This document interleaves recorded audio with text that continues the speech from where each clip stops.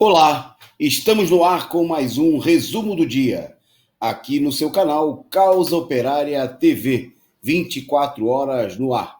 Nesta quinta-feira, dia 10 de dezembro de 2020, entrando no ar com o nosso programa de número 640. Destacando no programa de hoje a enorme crise no momento em que, visivelmente, no Brasil e no mundo, a pandemia está mais fora de controle do que nunca. Recorde de casos, mais de 20 estados brasileiros com crescimento do número de casos, explosão do número de casos e de mortes, e o Brasil completando, no dia de hoje, ultrapassando a marca de 180 mil mortos. Bom, e no meio disso tudo, o país teve que aguentar, né, o presidente fascista dizer que nós estamos no finalzinho da pandemia, né, e todo tipo de tapiação que a gente assiste pelos meios de comunicação da imprensa golpista, com governadores cínicos como Dória e tantos outros, dizendo que, procurando fazer campanha da vacinação, né, que, como a gente vem destacando, e nós vamos mostrar hoje mais ainda aqui, para encobrir, né, a total falta de controle e a situação caótica e o genocídio que está sendo realizado contra o povo brasileiro. Bom, para comentar estas notícias e muitas outras questões importantes do dia de hoje, está comigo aqui na nossa bancada virtual a companheira Lília Miranda. Boa noite, Lília. Boa noite, Toninho. Tudo bom? Ok, tudo bem. Bom, nós vamos juntos aqui destacando as notícias. Bom, mas antes da gente iniciar a nossa pauta, nós temos uma notícia interna, né? Uma questão da maior importante, e eu vou pedir para a Lília anunciar para vocês, pedindo a vocês que prestem bastante atenção, e até antes da Lília fazer esse anúncio aí, eu vou mandar aqui fazer uma saudação para o pessoal que já está conosco no chat, para o pessoal ficar ainda mais atento, porque o que a Lília vai anunciar daqui a pouquinho é muito importante e é de interesse, eu tenho certeza, da maioria dos companheiros que nos acompanham aqui. Bom, mandar o nosso boa noite, né, para alguns companheiros que estavam já assistindo aqui a nossa programação de quinta-feira, né, Zona da Agrião, Tição, Programa de Preto, né, e que continuam conosco, e outros que estão chegando agora para assistir ao vivo, e você também, né, que entra para acompanhar o nosso programa na reapresentação, na madrugada, na manhã do dia seguinte. Seja bem-vindo aqui ao nosso programa, ao nosso canal, compartilhe, né, chamamos você a compartilhar aí o link do nosso programa e aqui do nosso canal, para chamar mais gente para assistir conosco, né? Então mande aí o link nas redes sociais, nos ajude a divulgar para aumentar a nossa audiência. Bom, boa noite aí para Renata Diniz, né? Para o Luiz Faria, o Carlos Adustos, o Walter Santos, o Adriano Teixeira, a companheira Angelina Dias, o Luiz Faria, o Dinho Ferreira, o companheiro Otávio, a Carla, o Tubulares Milagre. É isso aí, Tubulares Milagre, Alex X. Não, Alex, não Alexis, Alex. O nosso amigo Orlando Júnior, o companheiro Para Que Postar Só Tendo Face, que já chegou por aqui mandando a sua contribuição, a sua figurinha, seu sticker, agradecendo, e ele denunciando aqui que hoje avançou o roubo foi o processo aí de privatização da Refap, a refinaria, acho que é Alberto Passos, esse é o nome, né, lá em Canoas, no Rio Grande do Sul. Eu procurei, inclusive, aqui para ver se já tinha notícias. Hoje foram entregue, a nova forma de entrega, né? Não tem leilão público, não tem nada. São propostas que as empresas apresentam, né, aquele jogo combinado, jogo super de cartas marcadas, né, para entregar aí o refino do petróleo, patrimônio do povo brasileiro, da Petrobras, de todo o povo, né, para a mão de grupos ou de estrangeiros ou testa de ferro que vão comprando, e daqui a pouco nós não vamos ter mais nada, né, nenhuma refinaria, estão entregando petróleo, as refinarias, é o governo fascista, inimigo do povo, e toda a direita, né, em cima dessa política, e o Para Que Postar só tendo Face denunciando aqui. Bom, boa noite também ao Desta Vez Eu Consigo. Bom, chamando a vocês para seguirem aí o bom exemplo do Para Que Postar só tendo Face, mandem aí a sua contribuição e também a sua mensagem para a gente destacar aqui. Destaque aí com a sua contribuição e nós destacamos aqui na nossa programação. Boa noite também para o Carlos Santos.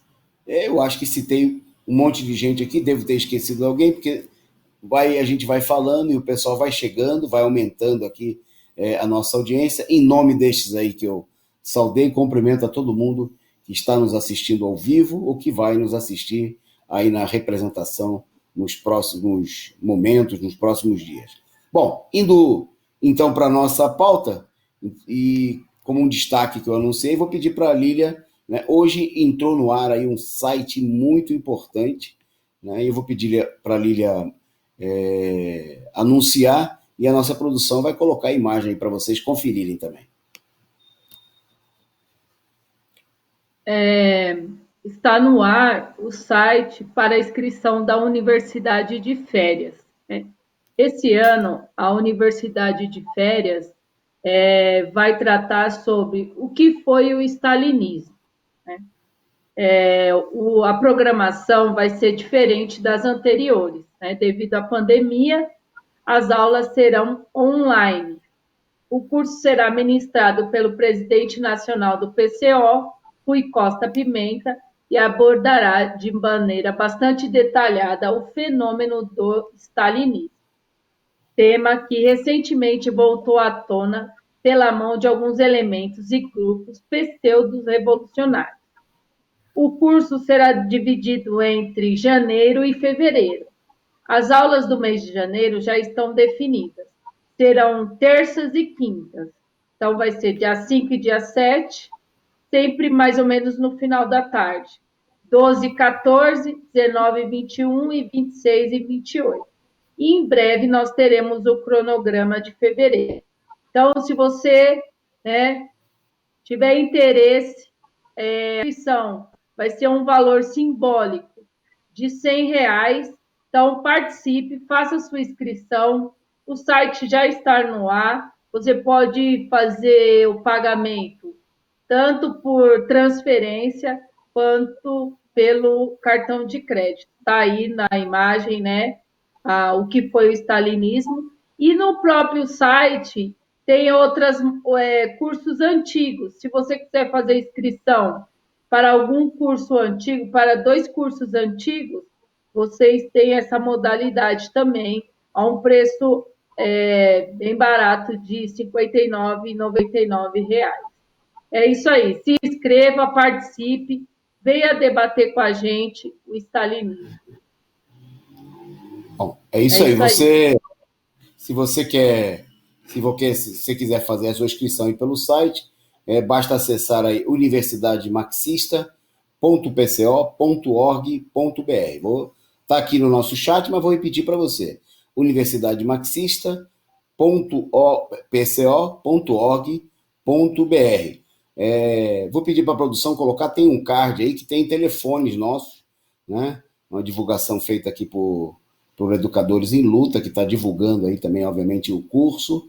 E aí tem vários telefones, se você quiser tirar alguma dúvida pessoalmente, você pode entrar lá no site, mas se você quiser se comunicar conosco, falar com alguém, você pode ou mandar uma mensagem pelo Zap ou telefonar para um desses números aí que a produção vai colocar a imagem do card, né?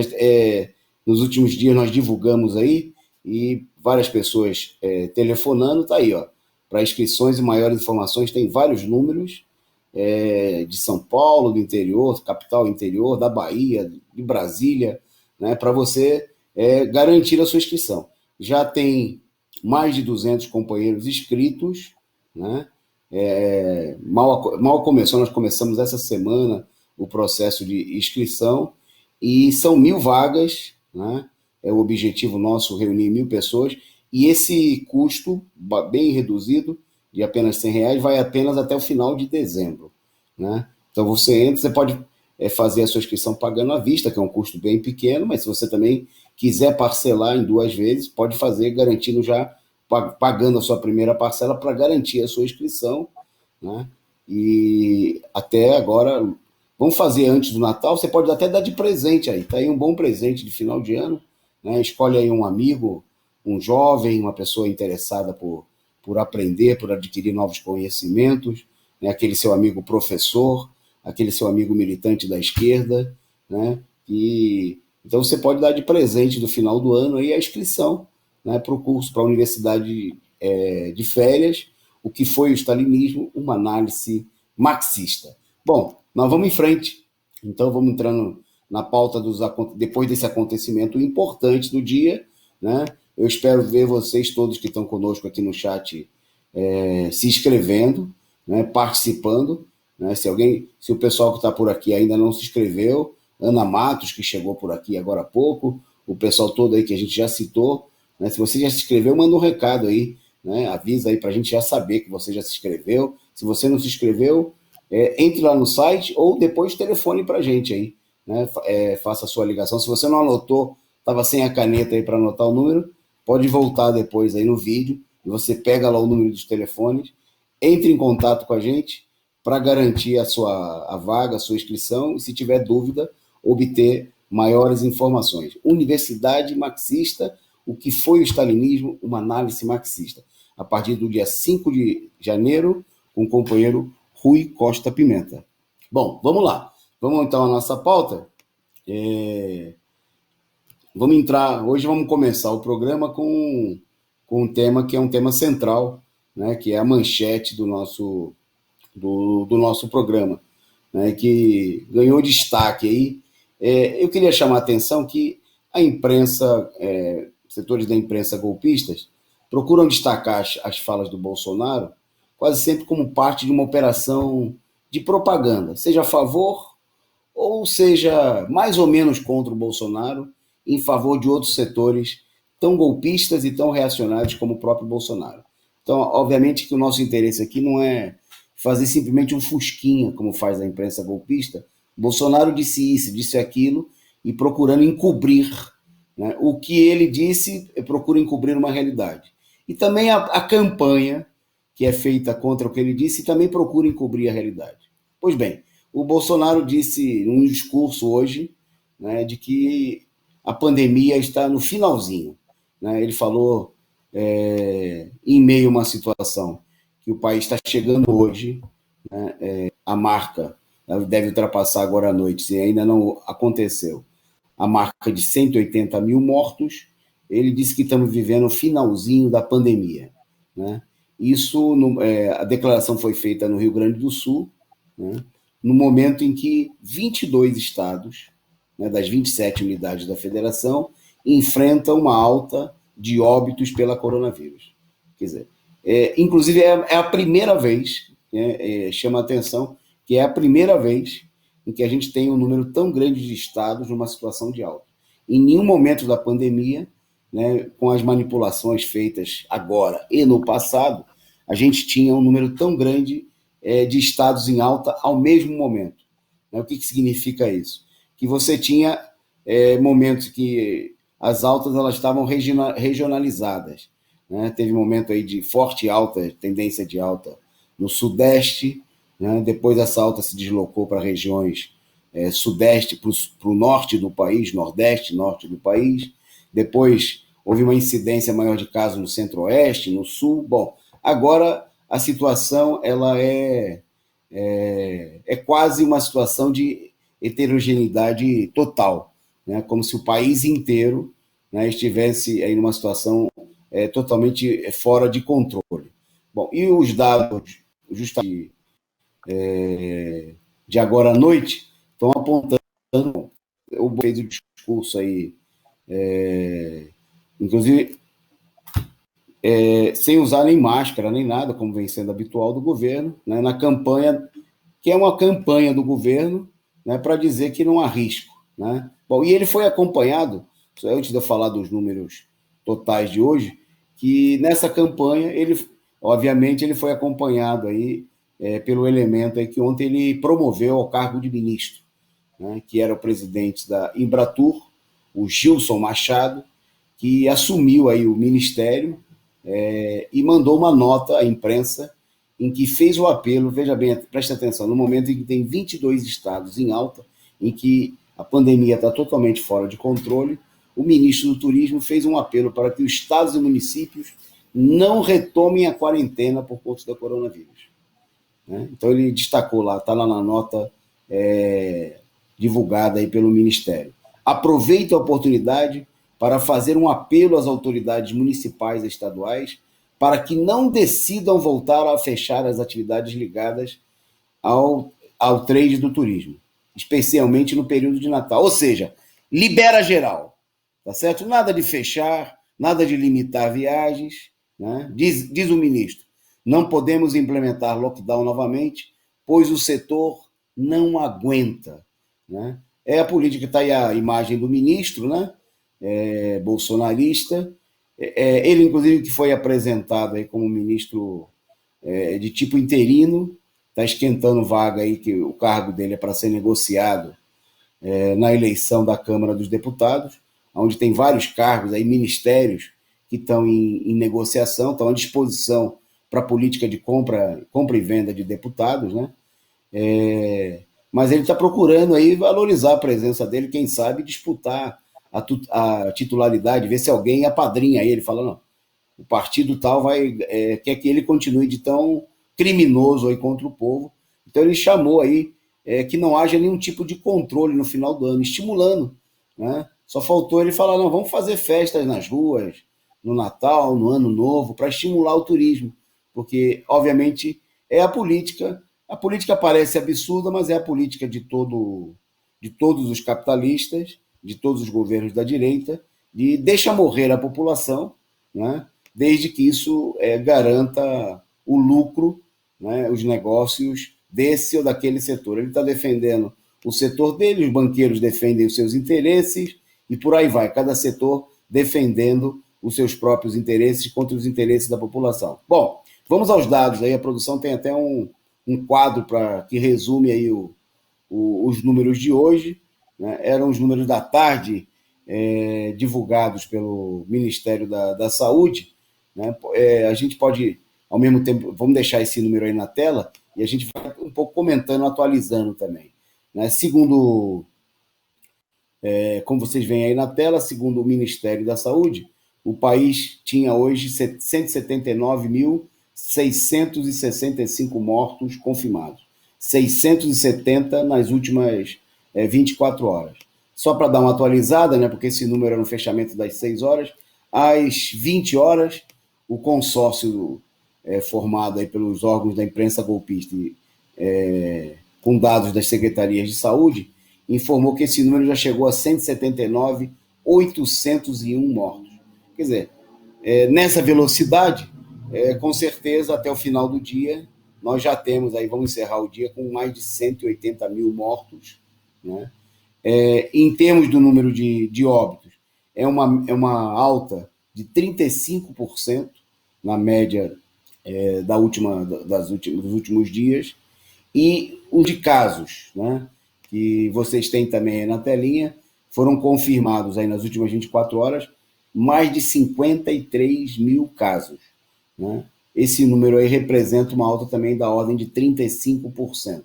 Quer dizer, a situação, a taxa de letalidade é de 2,7%, é uma taxa altíssima, né?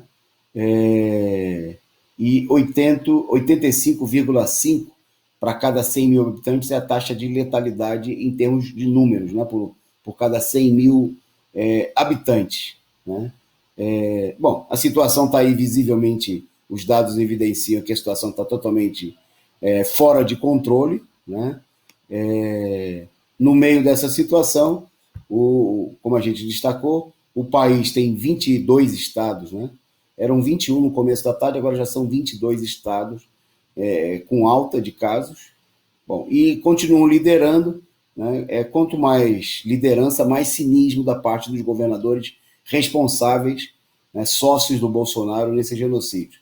Em primeiro lugar, o mais cínico de todos e cretino de todos, que lidera com larga margem, é justamente o estado de São Paulo, né, do João Dória, que aparece toda hora na televisão fazendo demagogia, que chegou hoje à marca de 43 mil e cerca de 43.500 mortos, né?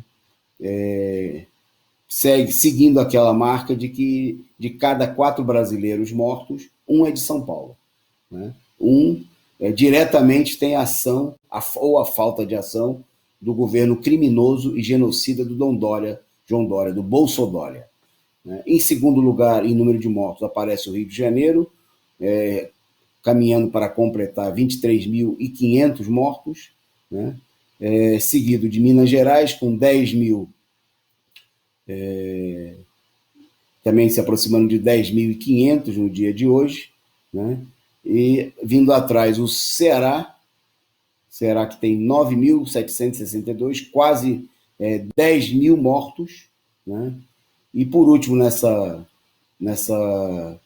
primeira fila macabra, né, a Bahia, com 8.500 mortos, né? São números aí que mostram aí o alcance e que mostram, evidentemente, que longe de estarmos, infelizmente, perto de um finalzinho da pandemia, nós estamos no olho do furacão, a situação totalmente fora de controle. Tem regiões do país, como é o caso aqui em Santo André, onde chegou a ter uma alta na região do ABC, de cerca de 150% do número de casos, né? Essa alta de 35% é uma média, né?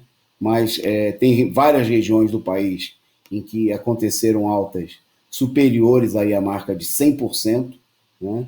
Então, evidentemente, a situação está totalmente fora de controle, né? Bom, e é tão assim, né, que tem a ver com a notícia que a Lília vai passar para vocês agora, que a Anvisa resolveu adotar uma medida de tipo emergencial, né, pelo menos para fingir que todo mundo está fazendo alguma coisa para combater a situação, o que nem de fato, nem de longe corresponde à realidade. Com você, Lilian. É isso aí. A Anvisa, que é a Agência Nacional de Vigilância Sanitária, aprovou no dia de hoje o uso emergencial de vacinas contra o Covid. As vacinas serão usadas em caráter experimental, porque nenhuma delas ainda recebeu o registro oficial. E vale lembrar que eles ressaltaram que ainda nenhuma empresa fez o pedido oficial de liberação. Eles também ressaltam que hoje houve uma reinfecção, né? Teve uma pessoa que teve Covid no Brasil e agora tem Covid novamente, né? Então, é algo que já deve ter acontecido várias vezes, né? Mas esse chegou aos hospitais. Os diretores da Anvisa votaram, né, por essa liberação, mas ainda não foi pedido por ninguém. Então, segue, né, o merchandising da vacina que é bom mesmo, vai demorar um pouco, provavelmente. É isso aí. Bom, esse é exatamente o quadro, como a Lília destacou, é um merchandise, né? Inclusive chamou a atenção na, na deliberação da Anvisa que eles estabeleceram aí, mostrando claramente um caráter de tipo capacho na situação, que em relação à decisão que é adotada por alguns países de reconhecer algumas vacinas, o Brasil vai validar, a Anvisa vai validar esse reconhecimento se em 72 horas não for tomada nenhuma decisão em sentido contrário. E aí foi destacado alguns países, como é o caso dos Estados Unidos, Reino Unido, Japão e a China, obviamente aí para estabelecer uma concessão com a vacina que está sendo testada, produzida e divulgada aí pelo Instituto Butantan e pelo governo do João Dória, né? Bom, chama a atenção essa situação, né? Uma clara manobra, né? Que evidencia a jogada para tentar entrar na grande guerra, né, na suposta guerra, na guerra de fachada que existe em torno do tema. Bom, eu vou destacar para vocês, a produção preparou um quadro, né? Não, esse aí fica para a próxima. Eu queria mostrar agora aquele quadro que a gente tem dos preços da vacina, porque daí para a gente entender bem, né, o que está em jogo, né? O que está em questão. Nós falamos aqui, mostramos imagem parecida com essa aí ao longo dessa semana, mas aí está feita uma atualização, feita aqui pela produção da Rede Causa Operária de Comunicações, vai estar em destaque, estava sendo preparado aí, vocês vão ver em destaque na próxima edição do jornal Causa Operária impresso, né? Que esse aí é o verdadeiro negócio da vacina. Por que tanta excitação com a vacina? Então tá aí, né? A excitação com a vacina tem a ver com esses números que a gente tem aí na tela. E não é o número do meio, infelizmente, né? Porque a discussão não é sobre a eficácia da vacina, né? A discussão, a excitação em torno da vacina tem a ver com o número da coluna do canto direito da tabela, que diz qual vai ser o custo por pessoa, né? Veja que a maioria das vacinas que estão destacadas aí, elas são necessárias 2 doses de cada vacina. Então, esse custo que foi calculado aí com base no câmbio de hoje, né, ao custo internacional das vacinas, seja em euro ou em dólar, está aí convertido para reais. Então, a vacina da Oxford vai custar R$ 41 a dose. Né? A dose não, o custo por pessoa, aplicação das 2 doses. A Sputnik, né, que está 5, o custo estimado dela hoje nesse momento é de R$ 102, né? Tem um custo aí, na própria tabela, aparece em letras menores, o custo da moeda internacional, em dólar. Bom, e a Moderna, né, produto da farmacêutica norte-americana, R$ 336, né, por pessoa. E a Pfizer, BioNTech, que é uma enorme campanha, né, a favor de que o governo brasileiro, inclusive, adquira o mais rápido possível essa vacina. Foi aprovada hoje, inclusive, o seu uso nos Estados Unidos, com muitas dúvidas, e já com problemas colaterais no Reino Unido, né? E também com casos de problemas colaterais, aí no caso dessa vacina da Moderna nos Estados Unidos, o custo da vacina da Pfizer é de R$ 407 por pessoa, né? Então, se a gente olhar aí, a gente tinha feito uma... É porque existem outras vacinas a custo mais baratos, né? Então, nós tínhamos apresentado um cálculo aqui, o seguinte: se na média a vacina custasse R$ 50 por pessoa, isso se não fossem usadas essas mais caras, porque nós estamos vendo aí que tem vacinas aí. Vamos fazer a conta, vamos atualizar, então vamos fazer uma média de R$ 200, vai? Entre as mais caras e as mais baratas, que a gente conseguisse chegar a uma média de R$ 200 por pessoa. Vamos multiplicar isso daí por 10, quase 10, teria que ser comprado sempre, seria necessário comprar mais do que o número de pessoas a serem vacinadas. Mas vamos supor que, em números, está se estimando aí a produção de 10 bilhões de doses de vacina, né, para serem oferecidas no mercado. Bom, 10 bilhões vezes R$ 200, vezes 200, né, de custo por pessoa, né, 10 bilhões de pessoas, de vacinas a serem produzidas, na realidade 20 bilhões de doses, ao custo de R$ 100 a dose. Então, a gente multiplica 20 bilhões por 100, nós teríamos 200 bilhões, 2 trilhões. Né? É disso que nós estamos falando, 2 trilhões, atualizando os cálculos, né? Hoje, com o estudo feito, aí fica mais exato, né? Nós estamos falando de coisa de 2 trilhões. É por isso a excitação. A excitação não tem nada a ver com garantir a saúde do povo, né? Como nós destacamos aqui inúmeras vezes, né? Não há nenhum interesse, não há investimento, por isso que não há gastos com testes. O teste deve dar menos lucro nas transações, porque o pessoal não tem nenhum interesse em fazer teste, né? E quando já ficou provado que, até o momento, o mais eficaz contra a Covid é o teste, né? Porque a vacina, não, vamos ver, ainda estão está por se provar a sua eficácia. O teste, por exemplo, já demonstrou eficácia. Quer ver um exemplo? Né? A gente tem muitos exemplos. Países como a Eslováquia, né? Como a China, né?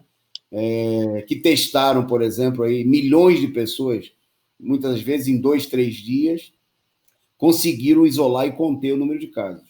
Mas também países bem pobres, né? Ainda mais pobres do que a China, né? Como é o caso de Cuba, né? Que tem a taxa, uma das menores taxas de letalidade do mundo. Tinha, até dias atrás, que não chegou nem a 150 mortos, né? Mesmo tendo a mesma população da cidade de São Paulo, né? Onde já morreram quase 15 mil pessoas. Então, obviamente que por que será que tem tanto interesse pela vacina e não havia interesse pelos testes, né? E não havia interesse em tratar as pessoas que ficaram doentes? Deixa morrer, né? A gente pode ter duas explicações. Ou porque o pessoal é associado da indústria de caixões, né, e está interessado no negócio de compra e venda de caixão, ou o pessoal está interessado, tem negócio, tem um consórcio aí, está interessado no meter a mão em parte da grana, né, desses 2 trilhões, né, que é muito dinheiro e que tem produtos acessórios, porque além da vacina, você tem transporte da vacina, você tem armazenamento da vacina, você tem publicidade, tem que comprar aí a Rede Globo para fazer propaganda e defender essa ou aquela vacina. Com certeza, você deve ter ouvido na Globo falar muito mais da vacina da Pfizer do que, por exemplo, ouviu falar da Sputnik, né? Que já começou a vacinação antes, mas a festa, o que apareceu na Globo foi a vacinação da velhinha de 90 anos, lá no Reino Unido, né? É toda uma demagogia, né? Na realidade, é uma campanha, publicidade, de maneira disfarçada, né? Um recurso de publicidade, né? Inclusive para pressionar os governos.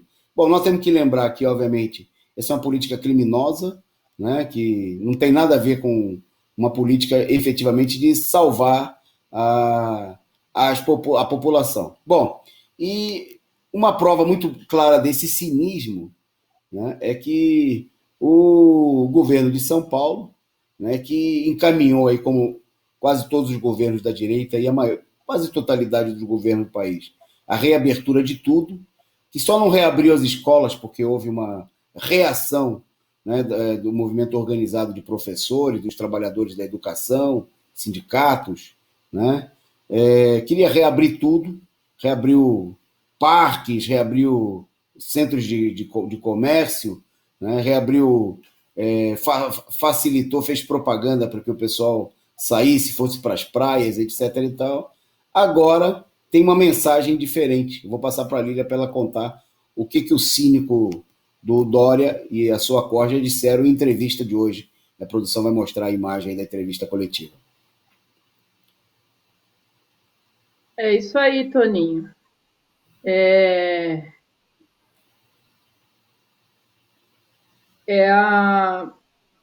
O governo, né, do estado de São Paulo,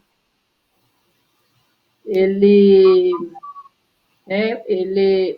diz que houve um pico, né, do contágio, né, do Covid, né, isso é maior em dezembro, houve um pico, né, a gente sabe que houve um mascaramento, né, durante as eleições, para dizer que estava tudo bem, né, mas houve a abertura, então houve um aumento muito grande do contágio do coronavírus. É isso aí. E o governo adotou um novo lema, né? Depois do lema, primeiro começou que era um fique em casa, né? Que era puro cinismo, porque a maioria da população não tinha como ficar em casa, tinha que ir trabalhar, mas se tratava do governo fazer demagogia, campanha eleitoral com setores da classe média, né, que podiam adotar essa modalidade de ficar em casa e não se contaminar. Bom, aí depois era use máscara, né? Agora o lema do governo do estado de São Paulo é troque boas festas por fique em casa.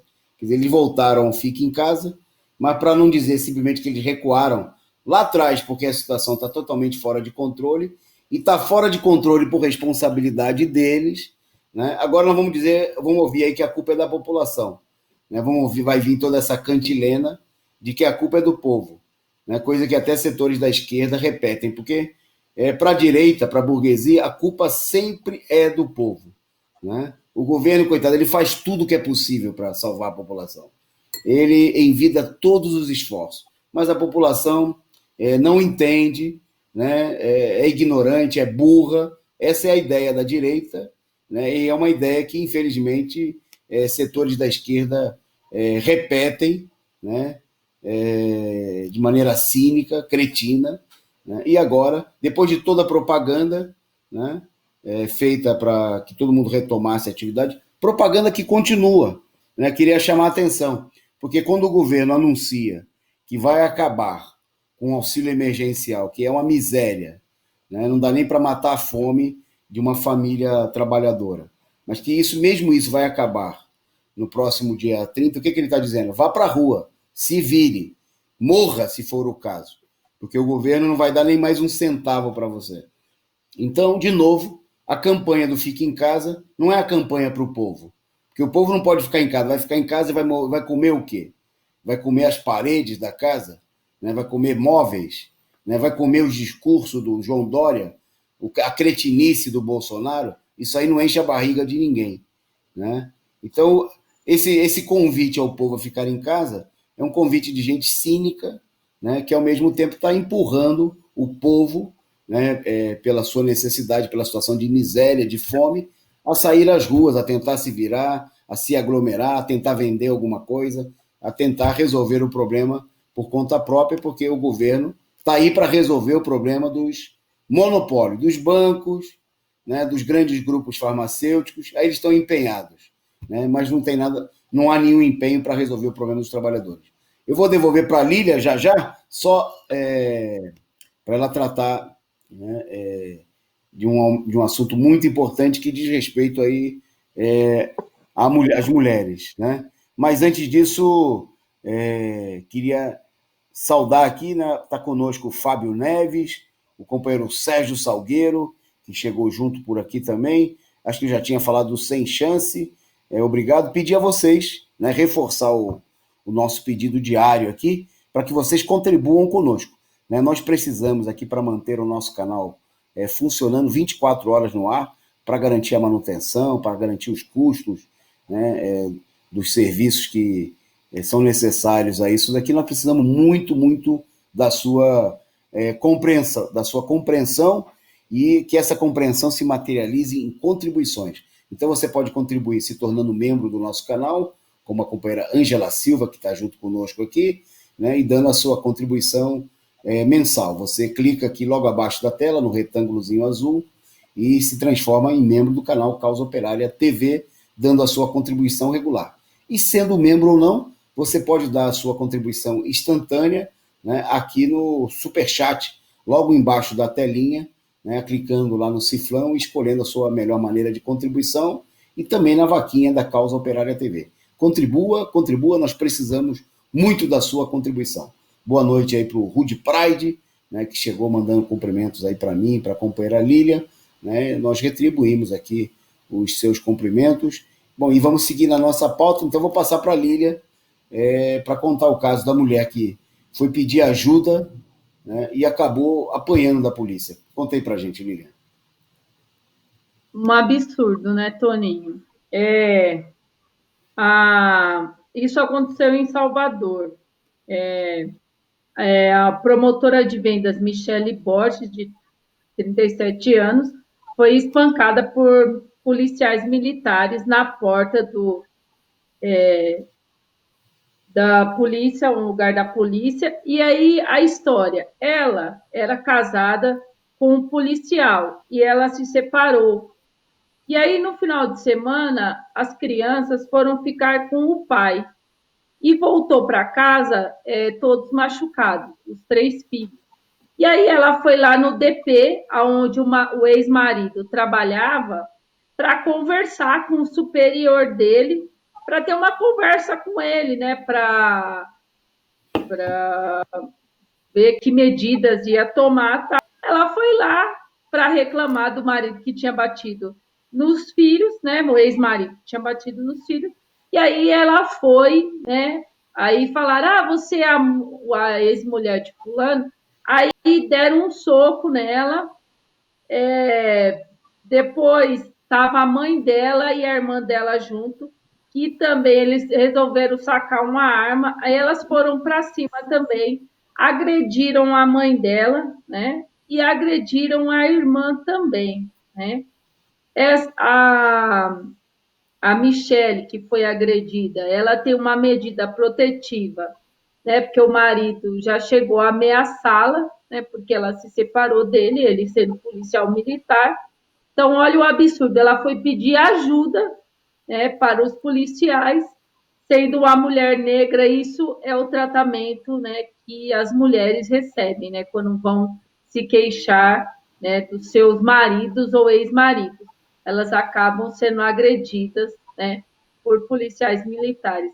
Um absurdo, né, a gente vê casos e casos, ela fez questão, né, ela se identifica, ela foi na imprensa para mostrar, né, o absurdo, né, de pedir ajuda e ser agredida, ela, a mãe e a irmã, por policiais militares e que sacaram a arma, só não atiraram, mas sacaram a arma.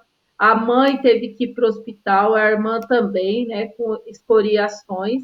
Foi feito o corpo de delito, mas aí a polícia veio com aquela história. Ah, ela não foi bem isso que aconteceu, né?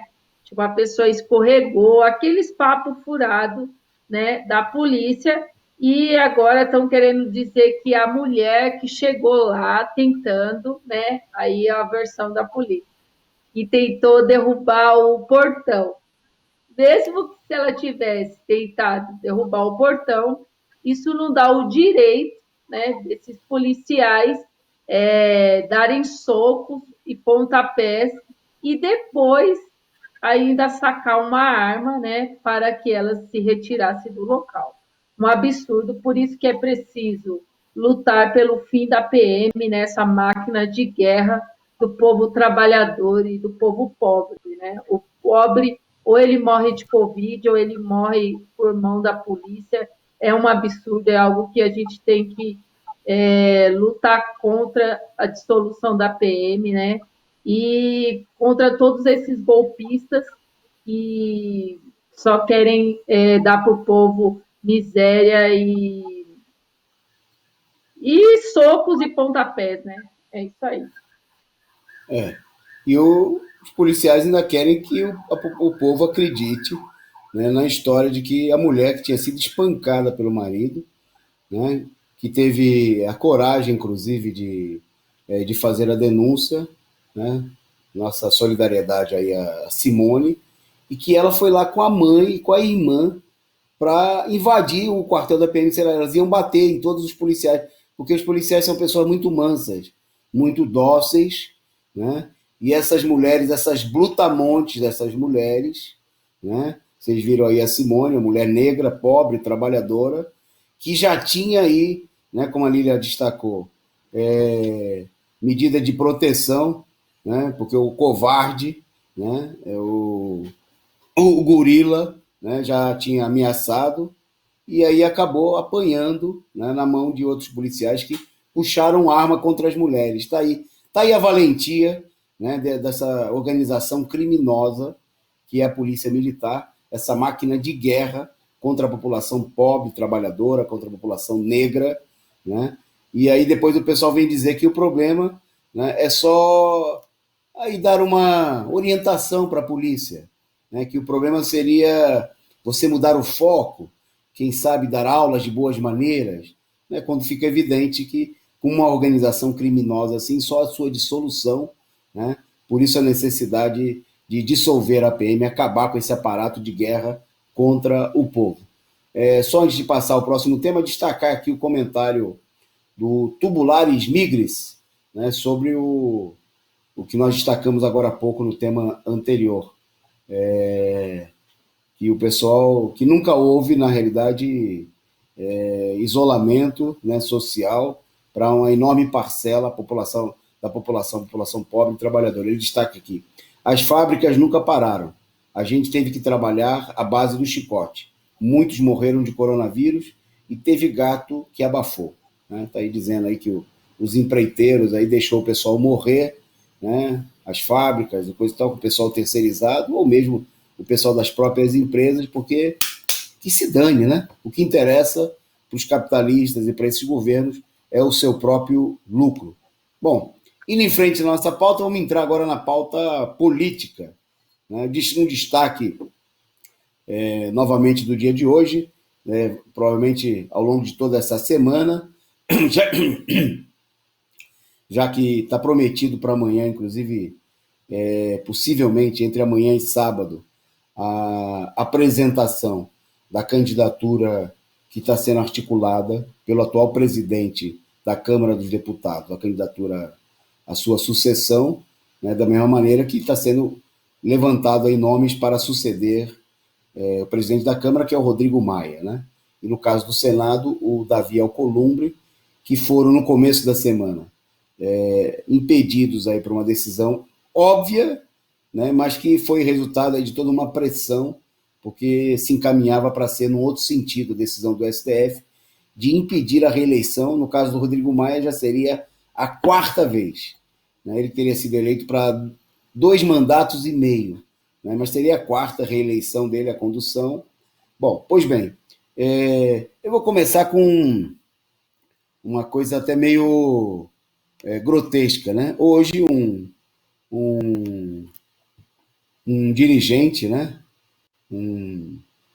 Uma pessoa do PCdoB, ele que é secretário de representação do governo do Maranhão em Brasília, quer dizer, ele é uma pessoa do alto escalão, do secretariado do governo do Flávio Dino, só que ele é secretário do Flávio Dino em Brasília, né? Uma representante, ele que foi presidente da UNE, é um dirigente, um militante antigo aí, ligado ao PCdoB, o Ricardo Capelli.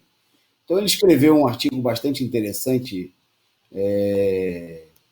e pitoresco, né, que foi publicado no site do 247, que o artigo é intitulado O Sonho da Presidência da Câmara. Né? Eu não vou ler todo o artigo, mas quem quiser consultar lá na internet, O Sonho da Presidência da Câmara, mas no artigo ele destaca o seguinte: ele narra, né, ele começa narrando uma reunião entre setores da esquerda, né, em que teriam participado o ex-presidente Lula, Ciro Gomes, Gleice Hoffmann, né, o presidente do PSB, Carlos Siqueira, o presidente do PSOL, Juliano Medeiros, o próprio governador Flávio Dino, entre outros. Né? Então, ele narra diálogos dessa reunião. Né? Ele começa narrando desde dos antecedentes da reunião, né? E chega a citar, inclusive, né, os pronunciamentos feitos após a reunião. Né? Ele destaca, vou para ler um trecho aí desse texto escrito pelo Capelli. Ele diz o seguinte: dentro da sala prevaleceu um clima de unidade e preocupação com o destino do país. A primeira decisão tomada foi por aclamação. Decidiram marchar unidos com seus 132 votos. É o número de deputados que esses partidos de esquerda têm na Câmara dos Deputados. Considerando, escreve ele, a divisão dos votos entre o bloco do governo e a chapa da oposição liberal, ficou claro o papel decisivo da esquerda. Aí ele descreve: Lula, o primeiro a falar após a reunião histórica, defendeu o lançamento de um pré-candidato, sem compromisso de ir até o final. Um candidato que cumprisse o objetivo de preservar ao máximo a democracia e as conquistas sociais. Aí depois ele fala de uma intervenção também da presidenta do PCdoB, né, que disse, Luciana Santos, defendeu incluir na agenda a garantia pelo Congresso Nacional de recursos orçamentários para todos os brasileiros tenham acesso à vacina contra a Covid em 2021. Bom, aí ele cita outras intervenções, né, para no final, né, ele dizer o seguinte, que foi aprovada uma pauta unitária, né, um rumo político definido e um pré-candidato foi aclamado. Né, e o final da reunião foi triunfante, diz ele. Saíram todos de mãos dadas, levantadas, cantando o hino nacional e marchando até o Salão Verde. Bom, aí no final, o secretário do governador Dino, dirigente do PCdoB, o Capelli, diz o seguinte: a cena me arrepiou tanto que acabei acordando. Né? As madrugadas de Brasília andam frias. Puxei a coxa e voltei a dormir. Era um sonho. Né? E é interessante o artigo, mas mais interessante está aí, acho que a produção colocou enquanto eu li a imagem do Capelli, mas tão interessante é o seguinte, seria o sonho do PCdoB. E esse exercício de literatura, né, ele é feito não para impulsionar uma perspectiva de unidade, porque eu queria destacar o seguinte, o PCdoB é o partido que votou por 3 vezes seguida no Rodrigo Maia. Em nenhum momento, né, o PCdoB se uniu com a esquerda para votar unificadamente, nem quando a esquerda teve algum candidato mais ou menos consensuado entre a maioria da esquerda, porque nesses últimos anos, a esquerda nunca teve um candidato consensuado entre todos os partidos. E por que o Capelli apresenta assim como um sonho, e um sonho imaginário mesmo, né? Ele acordou com esse sonho. É para dizer que isso aí é impossível de acontecer. Né? Isso aí é o sonho. Né? Agora nós vamos ver o mundo real. Né? No mundo real é diferente. Né? O sonho, por exemplo, era que o sonho, talvez o Capelli tenha até sonhado outras vezes. Né? O sonho do PCdoB era, por exemplo, quem sabe, eleger um candidato da esquerda no Rio de Janeiro. Mas, na realidade, o PCdoB, como outros partidos, votaram no Eduardo Paes do DEM. O sonho do PCdoB talvez fosse, nas eleições passadas, ter votado num candidato da esquerda. Né? Quem sabe do seu próprio partido, do PSOL, do PT, mas eles votaram, foi no Rodrigo Maia. Né? Então o Capelli está escrevendo tudo isso daí, é o golpe, né, de apresentar essa política de não se misturar com a direita como sendo uma utopia. Né? Um sonho que não é realizável, porque é como o sonho dele. Né? O final do sonho é acordar e puxar o cobertor para dormir de novo. Né? Porque ele, com essa vida dura de secretário do governo no Maranhão, em Brasília, ele deve poder sonhar bastante. Né?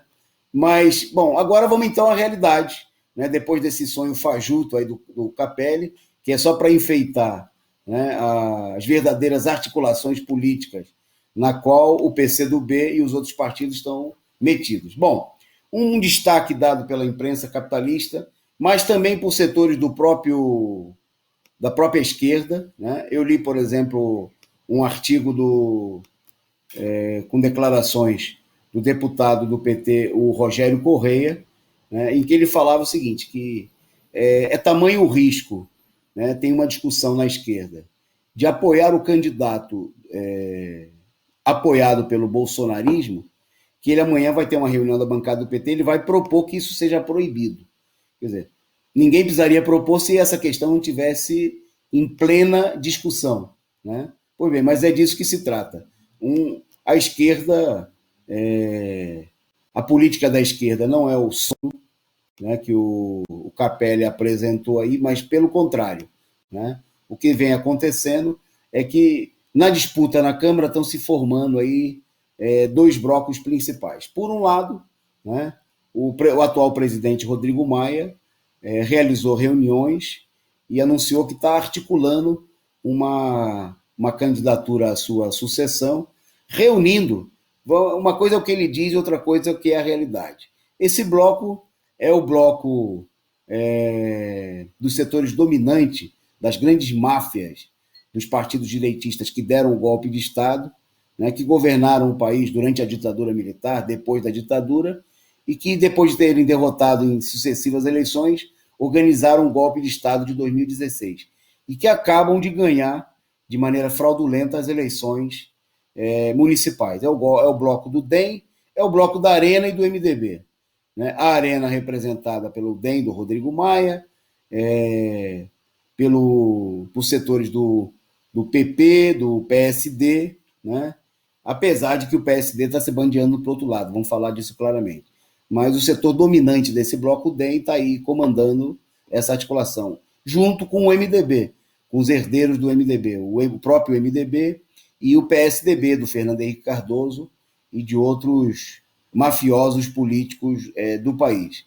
Pois bem, então, esses setores se reuniram e ficaram de anunciar até sábado um entendimento entre 3 ou 4 candidatos que estão disputando, né, essa indicação. São eles aí o Elmar Nascimento, que é um deputado do DEM da Bahia, o Aguinaldo Ribeiro, do PP da Paraíba, e o Baleia Rossi, presidente do MDB, deputado aqui de São Paulo. Né? Bom, ao mesmo tempo, o deputado Arthur Lira, que é do PP de Alagoas, lançou a sua própria candidatura, anunciando contar com o apoio aí do PL, do próprio PP. Você veja que isso aí é bastante duvidoso, porque ele anunciou o apoio do PP, mas o PP, supostamente, tem um pré-candidato aí no grupo do Rodrigo Maia. Bom, o PSD do Kassab, né? O Solidariedade do Paulinho da Força, o PTB, PROS, PSC, Avante, Patriota.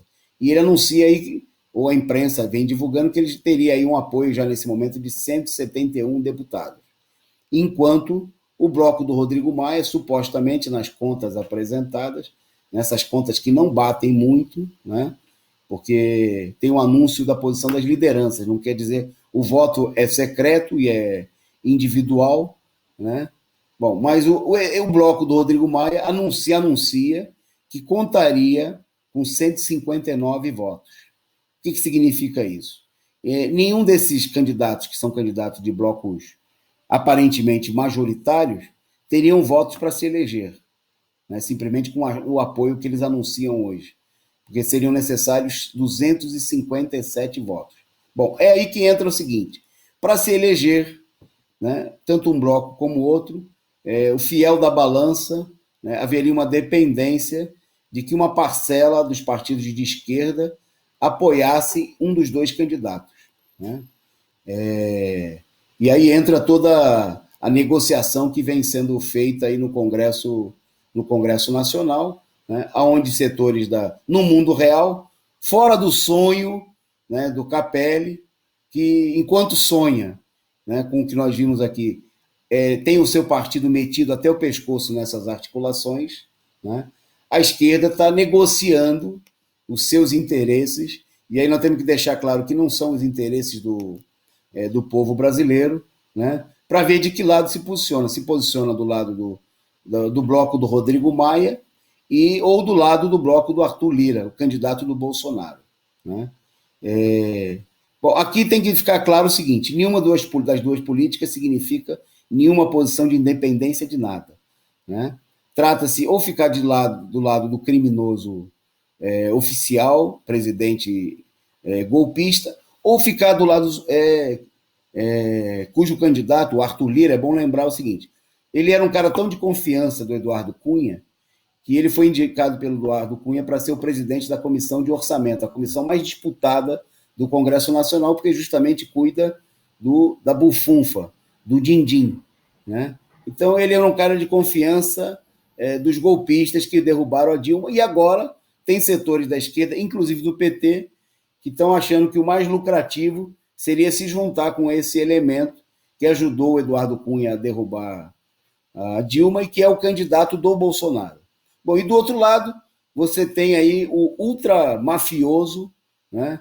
O general da reforma da Previdência, como ele foi chamado pelo Bolsonaro, responsável por aprovar tudo que é medida contra os trabalhadores, reforma trabalhista, congelamento dos gastos públicos, reforma da Previdência, que é o Rodrigo Maia. Né? Quer dizer, é a cruz e a caldeirinha. E, nesse momento, fica muito evidente que tem uma pressão muito grande para que não haja uma posição independente. O que mostra, só para encerrar, que a esquerda adota no Congresso Nacional a mesma política, né, que nós vimos aí nas eleições, onde a esquerda ficou procurando o mal menor.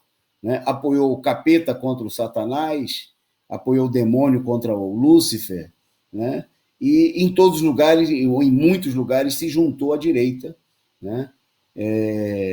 Ora mais, ora menos, quase sempre, né, essas alianças com a direita se fizeram contra o PT, quando o próprio PT, não se juntou com a direita. Né?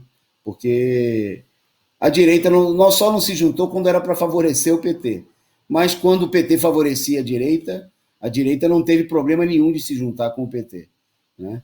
E a esquerda também se juntou, o restante da esquerda se juntou com todo mundo, menos com o PT, como nós vimos em Recife, né? Como a gente viu em Fortaleza, a campanha ultra-reacionária realizada por próprios setores da chamada esquerda contra os candidatos do Partido dos Trabalhadores, como a gente viu em Vitória, né, onde a chamada frente contra o Bolsonaro não se verificou, porque se tratava lá, por exemplo, de apoiar o candidato do Partido dos Trabalhadores. Está aí a situação no mundo real, né, fora do sonho no qual aí, como a gente destacou, os dirigentes do PT, do PCdoB, PSB, dos partidos parlamentares estão bastante metidos nesse momento e vamos analisar nos próximos dias o que vai acontecer aí. Bom, para a gente voltar e dar um pulinho aí, sair desse assunto parlamentar, vou passar para a Lília, porque nós tivemos nas últimas semanas aí toda uma série de ataques aí à população, ao povo negro, né? A morte do João Alberto, os tiros disparados que levaram à morte das 2 meninas lá no Rio de Janeiro. Bom, e hoje um dado interessante diz respeito à famosa Fundação Palmares, que está sendo comandada aí por um capitão do mato. Fala aí, Lilian. É isso aí, Toninho. Um absurdo, né? Essa gestão absurda do Sérgio Camargo, né, na Fundação Palmares, zerou, né, os fomentos à questão da promoção à cultura negra, né, a cultura afro-brasileira. Nos últimos 5 anos, né, havia vários, né, desde 2016, há vários, e agora, esse ano, ele reduziu a quase nada o fomento à cultura afro-brasileira. Essa fundação foi criada pela Constituição de 1988. A ausência de qualquer gasto, né, em 2020 se insere num contexto, né, que está fazendo o serviço dos golpistas, né, o serviço do capitão do mato, que é a redução de investimentos do governo federal nessa área, né? Em 2016, o investimento era de 1,2 milhão e agora, em 2019, já estava em 196 mil, né? Houve uma queda de 84%. Eles falaram que houve um corte, né? A única coisa que vai ser pago é um edital que pagará a 140 projetos de artistas negros selecionados no Brasil, mas não foi dado fomento para a promoção, né, da cultura afro-brasileira. Outra coisa que também sofreu um revés é a questão dos quilombolas, né? Havia também um gasto, né, pela Fundação Palmares com proteção e promoção às ações de defesa dos quilombolas e terreiros. Em 2016 até 2019, houve uma redução de 43%, né? E esse ano não teve nada, não foi gasto nada com os quilombolas, né, e os terreiros. Então, ele está fazendo um serviço, né, do Capitão do Mato, que é não dar fomento e não repassar nenhuma verba, né, a questão da promoção da cultura afro-brasileira. É isso aí, um absurdo, mais um absurdo. Bom, destacando agora na nossa pauta, né? Só voltando, só complementando o, o ponto anterior, para mostrar aí, a gente falou do Arthur Lira, que é o candidato do Bolsonaro, o amigo do Eduardo Cunha. Bom, do outro lado, né, o Rodrigo Maia está fazendo um esforço aí de se apresentar como anti-Bolsonaro, né?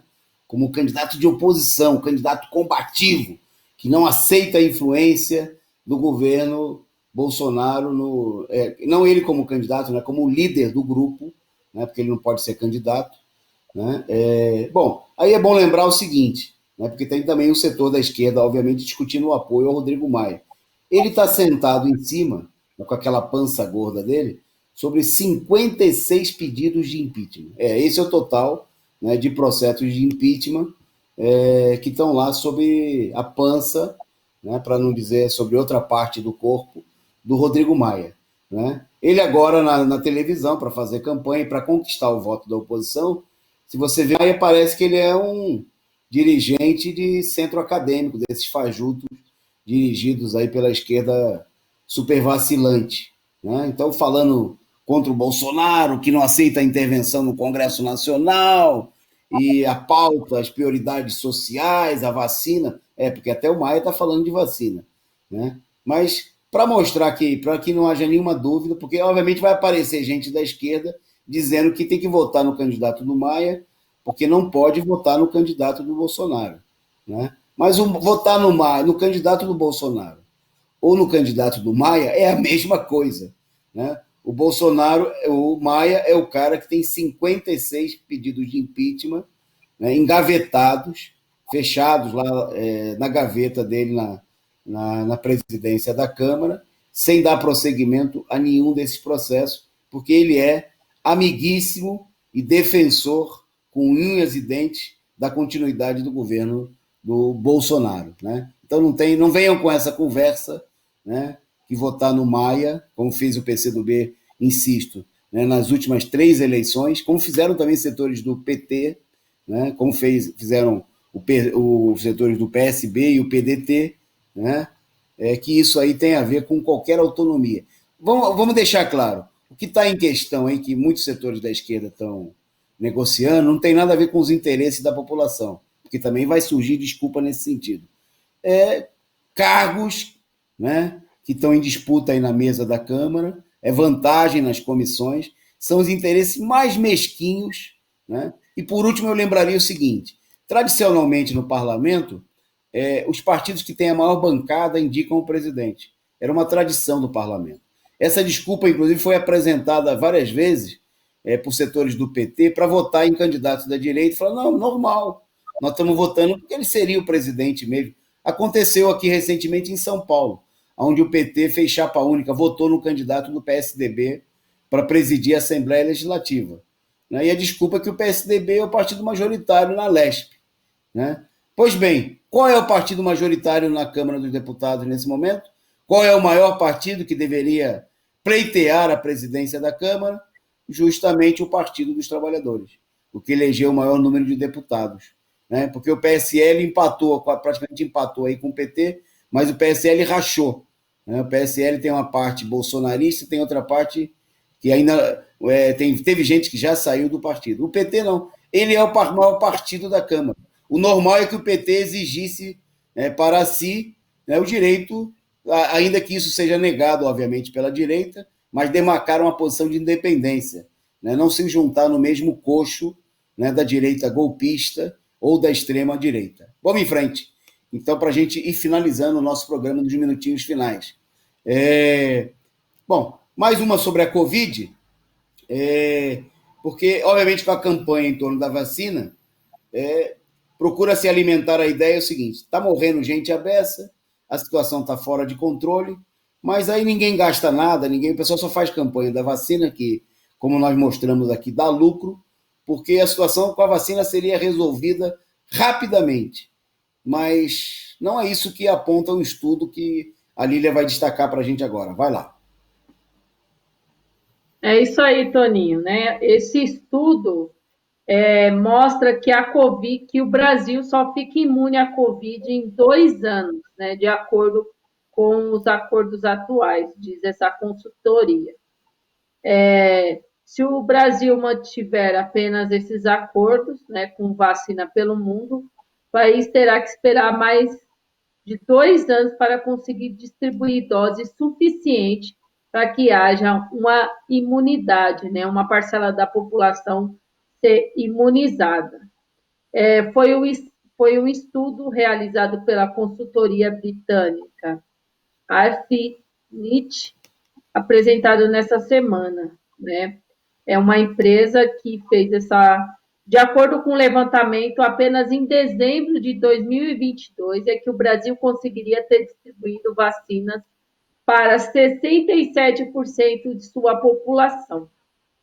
Essa é a taxa considerada como mínima para que seja um imunizante, né? Que seja algo que faça diferença. O mesmo estudo revela que o Brasil teria como atingir 20% da sua população, só 20%, até o final de 2021.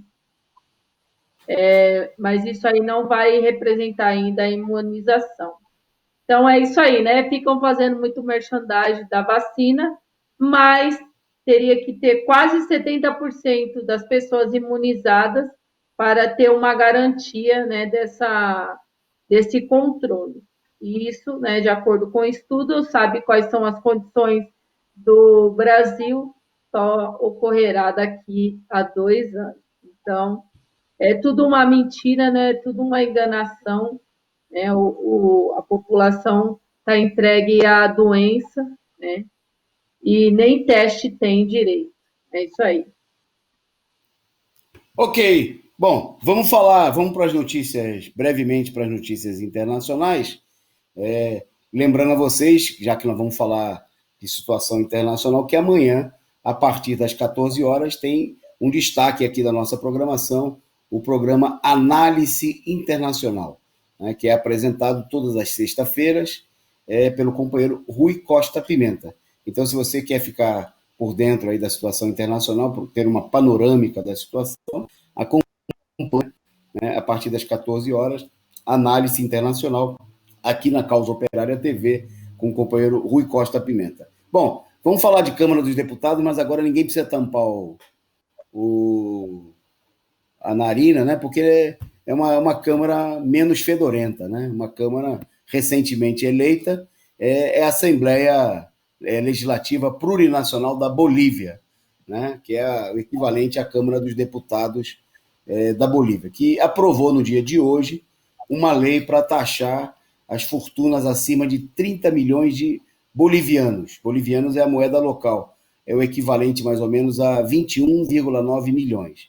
Então foi estabelecida uma lei de sobretaxação, né, dessas fortunas, considerando inclusive aí o problema do impacto da pandemia e a necessidade de uma política acelerada de reativação e recuperação econômica, né, para oferecer, diz o texto aprovado, melhores condições. O imposto é progressivo, né? As alíquotas são alíquotas ainda pequenas, não chega a ser uma expropriação das grandes fortunas em favor da população, como, sem dúvida nenhuma, provavelmente seria necessário na Bolívia e no Brasil para socorrer a população. Mas o imposto tem taxas, alíquotas progressivas que começam em 1,4%, né, e chegam a 2,4% para quem tem fortuna superior a 50 milhões de bolivianos, né? O equivalente a 36,5 milhões. Né? Bom, por falar até em milhões, vou destacar, né?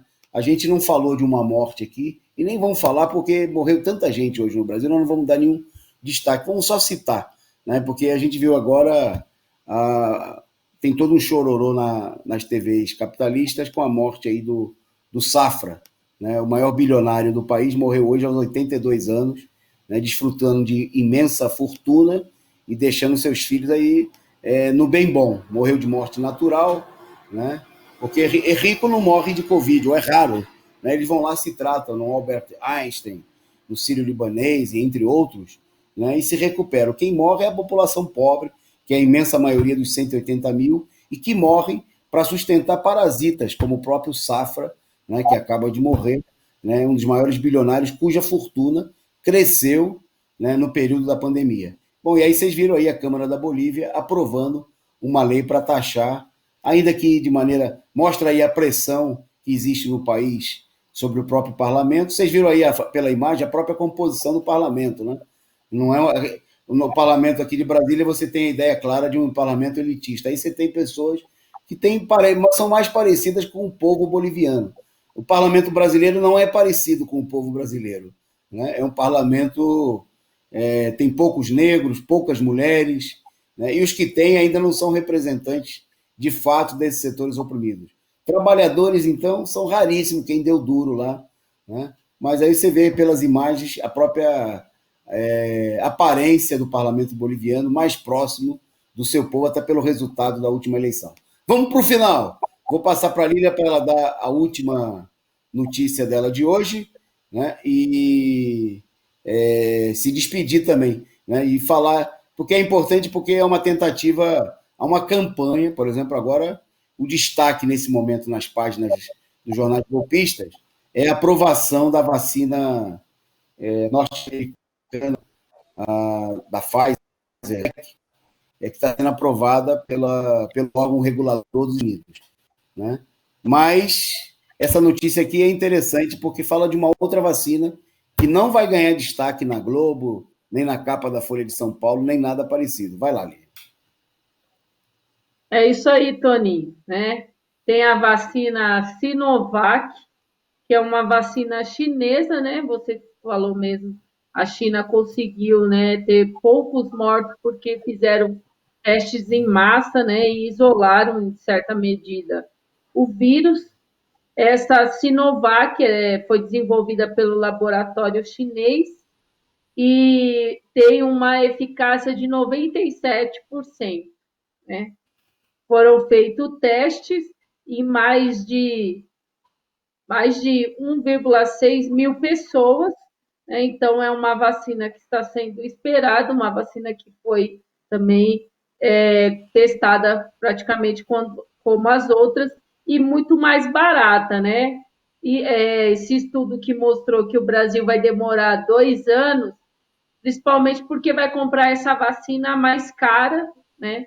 E provavelmente a população pobre vai ficar bem distante dessa vacina, que vai acabar muitas doses indo para grandes clínicas, né, para que as pessoas paguem pela vacina, né? Provavelmente é isso que vai acontecer, né, no Brasil. Então, mais uma vacina que tem o seu custo barato, que é a Sinovac da China.